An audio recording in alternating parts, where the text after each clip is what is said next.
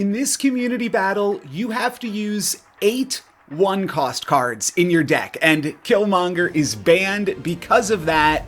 But I think this is probably where most people are going to go to bounce. Not necessarily the move stuff. I just figured that would make it a little bit more fun. But this is what I'm going to try out here with Joaquin Torres, a card that I don't often get to play with. I don't hate the Nico +2 power mode to get some early use out of Falcon, and the fact that we have Iron Fist to get into Death's Domain could give me an edge on the competition for my opponent. We're just going to trade snaps here, possibly because my opponent just wants to snap and get this done in one game, but I think with Falcon, we're looking at a reasonable enough hand here. And I'm just going to Falcon the Nico next turn so that I can potentially try to get card draw out of this. Now, Zabu is not a card that I really expected to see, to be totally honest, but I do get the Human Torch. I can't use the Nico and the Iron Fist on the Human Torch. Now, what I could do is simply play the Human Torch and set up for a Falcon next turn. Next turn, go Falcon Iron Fist.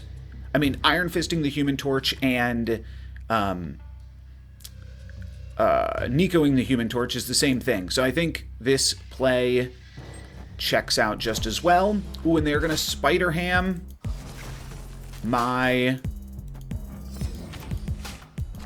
What did Spider Ham do? Wait, is this an activate now? Oh, that's right. That's right. Forgot about that. I cannot play the Iron Fist now, so that's a bit of a bummer. But I think I still always play Falcon here still. Next turn, I can Joaquin Iron Fist to set up for a Human Torch that just flies across the screen. That's going to be a little bit too much power into Death's Domain, but if I can still find a Ghost Spider, Toxin, or Beast, I think that'll be fun. So let's pick them up. And this will give my opponent the opportunity to ham one of them down. Super Scroll one of their non-ones. They do take out my Torch, which is certainly a bummer. Could grab an additional copy of Torch. I could grab an additional copy of Electra right now as well. Like, I could make a total power move and just say, I'm going to destroy both of your things here, and then I'm going to get 2 more copies of Electra added into my hand. With Rocket Raccoon, that's probably enough to lock up Atlantis on the final turn, and then I can still move something into Death's Domain. This seems fun, if nothing else. I think that Electra is potentially an all-star in this format. Oh, I did give them a Joaquin Torres. I'm really surprised at my opponent's choices for one-cost cards, to be totally honest. They are going to be beating us in Atlantis right now, with Luke Cage getting that bonus. Honestly, I probably should have just used Nico to make more rockets. But like I said, this was fun. So Iron Fist, knock a Luke Cage into Death's Domain. That's pretty efficient use of my energy this turn. I don't know if they'll have additional ways over there. Something else I could do is just like Electra. Because I do have to think about what other cards I'm playing. I don't think it matters. I think that this is energy efficient and wins Death's Domain for me here. Oh, it is Cerebro! Oh, hello, Cerebro. Well, we've won Death's Domain regardless, and I think we should be able to win Atlantis with a play like this. We have Prio, so let's do this, and let's also just blow up the hood for fun, and let's see how it goes. Cerebro is an interesting angle that I did not consider at all, but I think this Rocket Raccoon is just going to be way too big for my opponent to deal with. And we take out one of their Spider Hams here. What else do they got for me? Cerebro is cool. I might have to ask this opponent for a deck list. Oh, that's okay. They're just abandoning the Cerebro game plan. Makes sense. They go with the Punisher, which was from Camp Lehigh. And I guess their 4 cards are Super Skrull, Mystique, Luke Cage, and Cerebro, and then otherwise just playing a bunch of 1/2s. You know what? I decided I want to play that myself. I did make a few changes from what I saw out of my opponent's deck. I think it makes sense to play Brood, and Shadow King might be the best card that you can play that has 2 power in this format specifically for what I think other people are going to be doing. So let's give this list a shot. Definitely want Electra, M'Baku to hop out of the deck for an extra like 8 power or something on the final turn. This does seem sweet. I also considered, instead of Shadow King, okay, this probably is not a mirror. This is probably a bounce player. I did consider that we might just want Mr. Sinister. I also thought about maybe Captain Carter. There's a few different options I think that you could play over Shadow King, potentially to give you some more synergy with Mystique. I also just considered Iron Man to go over the top, and then I realized, well, that maybe is why my opponent was playing Super Skrull. Maybe they got 1 level higher on the metagame read there. I will just throw out an M'Baku into Danger Room. Let's see where that gets me. They have got a Maria Hill. I need to draw Cerebro. Hydra Bob explains my opponent not snapping yet. And yeah, I think we're just going to go for a Silver Sable over here.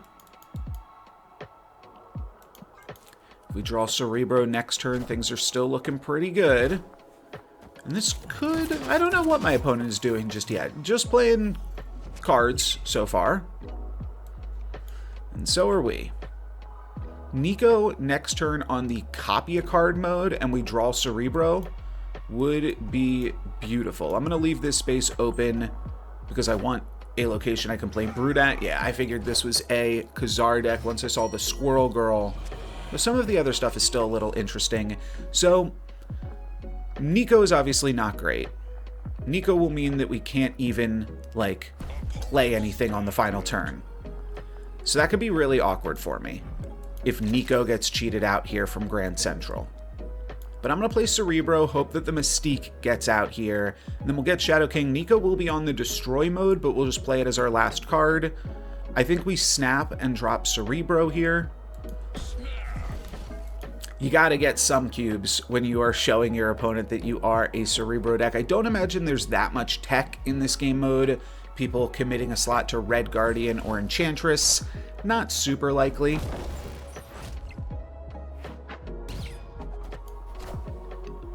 There is the Blue Marvel from my opponent. Yeah, that is definitely one of the big cards that you commit to. And we lose our Shadow King, but that is totally fine. Gorgon is from Maria Hill. That makes sense.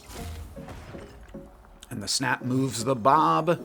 Now we get to Mystique. We do get the copy a card mode, which is cute, but we don't get to do anything with that. We can use Electro to blow up a squirrel.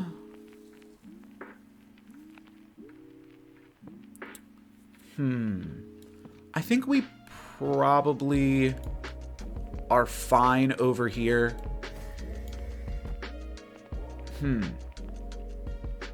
I think that it's all going to be okay. Let's do this. I think that I also just realized I don't have my music on, so maybe I'll just throw some music in the back. I guess I muted that at some point. Don't remember doing that, but it feels a little lonely right now in here to me. I think that... So I just don't want to play to Danger Room, especially not with Mystique, and then it's just about where do I want to put the Electra, where do I want to put the... Nico, and this location, they can obviously get a lot more power than this Shadowland that's already full. They are also playing Electra. And Ant-Man for me to poop on. Oh, they do have Rogue. Wow, and they did not go for it. That is wild. That is absolutely wild. I think we do win this here now. Right? 16, destroy. Even if we hit the squirrel, we kill the Ant-Man too. So... there we go, baby. All right, there is Cerebro 2 when you have to play 8 1-cost cards. Victory. Oh, there's the music. Maybe this music is considered a sound effect. Oh no, the music's back. It just muted itself during the game. I don't think the Khazar deck is that impressive, personally. I think that bouncing is the most powerful thing that you can do in this format. So for this final game, I'm going to play what I think is the best deck, which is bounce without all of that move distraction stuff, and just playing Beast Falcon, Toxin, and Joaquin Torres as my 4 cards, I think is the best thing that you can do. And I think this is an incredible, incredible opening hand here with Nico on the +2 mode for Silver Sable. I'm snapping because it's a good hand. My opponent's snapping because they are down to make it a 1-game 8-cuber. But we'll get to draw 3 cards next turn, which is pretty fantastic. I don't want to destroy my Electra, so we are certainly playing Silver Sable here. And then we're going to try to use Electra as many times as we possibly can. Okay, Snowguard could be like a Frigga deck. I'm not entirely sure. I could also bounce Nico here. That draws me 4 cards, though, and then I rip a card.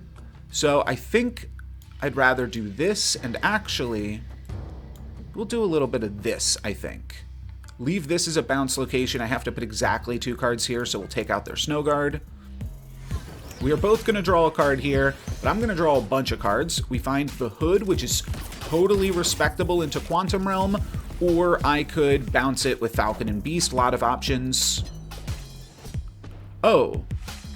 I accidentally kept Aranya in this deck. All right, I don't think that this is exactly the best deck then. Bucky Barnes, that's interesting. I mean, I do think that RSM is kind of a cheat for this game mode if you really want to go there, but I don't know exactly what my opponent is doing, to be honest. We're going to swap locations with this soon. I mean, this is also just really good. Grab some Demons and then Falcon. Or Beast. Probably Falcon. Next turn go Hawkeye Falcon. And then drop some Demons.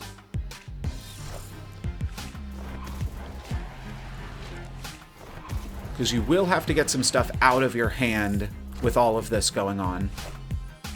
After turn 4, we're going to swap locations, which means I want to move some things around. Okay, so it's a little bit of a destroy deck, because you don't have to worry about Killmonger, I suppose.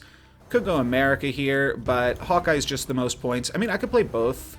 I think that what winds up happening here, though, is I just bounce these 3. So is this exactly what I want to be doing? Probably still pretty reasonable. I don't need to bounce these cards.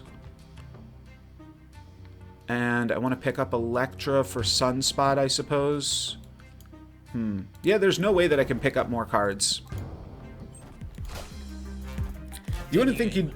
energy would be such a constriction in 1-drop only mode, but that's kind of the reason that bounce effects are so good, just giving you something to spend all of that energy on. I do think that card creation with Snowguard and Maria Hill is also a reasonable angle. All right, Deadpool, I might not want to go for an Electra there. Their Electra misses. Woof. Okay. Taking aim. But now it's a little awkward for me to get into Quantum Realm, so I do have to admit that. Okay, well, I could make it no longer Quantum Realm. Suppose that's an angle to consider. And then I'm just kind of thinking this. This doesn't really leave me with insane plays on the final turn. Maybe instead of one of these demons, we play an Aranya, but I mean, Aranya is just going to put +1 power on something. I am killing their Deadpool and giving it back to them. But they might do that anyways. But if they're doing that anyways, this Sunspot is awkward. Should I look for an opportunity instead to play a Beast? Rewrite Quantum Realm. I could rewrite Quantum Realm next turn.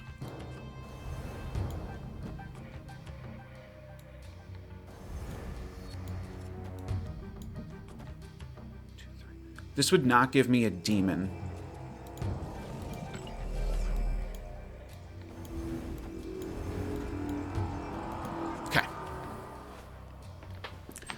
little bit of tricky stuff. I'm going to keep America on the board rather than deny myself a demon from the hood. And, oh, this looks like potentially a Venom setup for the center location. Oh, it's Snowguard Bear. Okay, that's not going to do anything but lock them out of Starlight Citadel for me to potentially get them with a Joaquin Electra. And then picking up all of these cards allows me to maybe not fully decide where I'm committed to yet, right? But I probably want to play, I mean, 1, 2, 3, 4, 5, 6. Okay, I'm just going to play out my whole hand. Yes, I am indeed going to play out my whole hand. So let's change this location. Let's blow up all of their 1-cost cards, and then let's drop some demons. All right. There's 1-cost bounce. They have a null as almost their final non-1-cost card. We are going to grow that null a little bit right now by destroying their Sunspot and either their Deadpool or their X-23.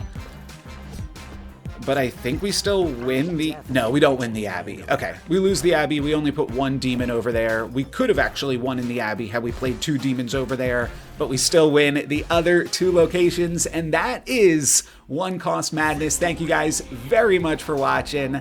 I'm NoLucksGiven. Peace.